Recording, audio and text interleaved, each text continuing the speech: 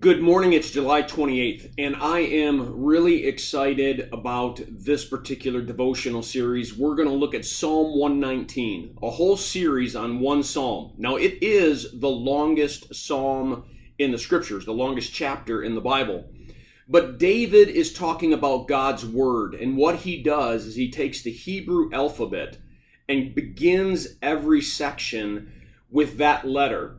And in every section, he is talking about God's word and the importance of God's word in our lives.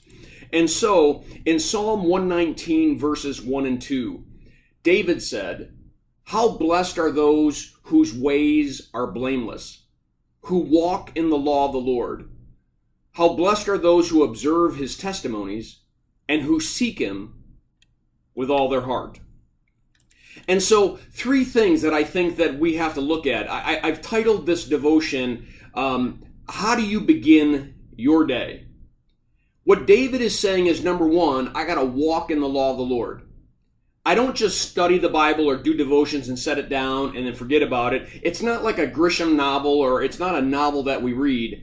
God's word is living and active. It penetrates our hearts and souls, and it does work in our lives. And he expects that we will meditate upon that word day and night. When we walk along the road, when we rise up, when we go to bed, when we're sitting at the table, we are constantly embedding his word into our walk.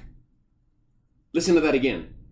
He expects that the more we digest his word begins to embed itself into our walk. It goes with us. It just naturally moves with us.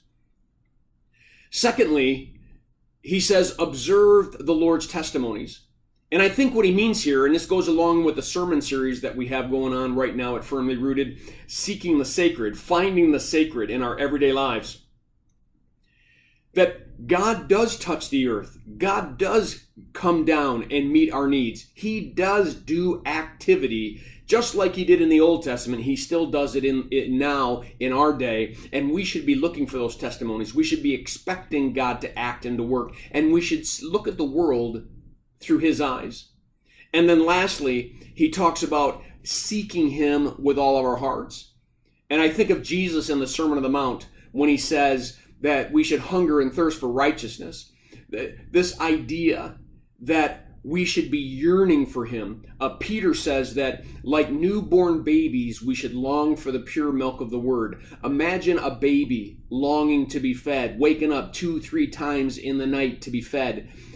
God is saying that our spirit within us should yearn to be in his word, and then the cycle begins. Because as we yearn with all of our hearts to be in his word, that word begins to embed itself in our lives. As that word embeds itself into our lives, we begin to see God being active in our lives. When we see God being active in our lives, we pursue him with all of our hearts, which then causes us to walk in his word. And it causes, you see how it just keeps cycling.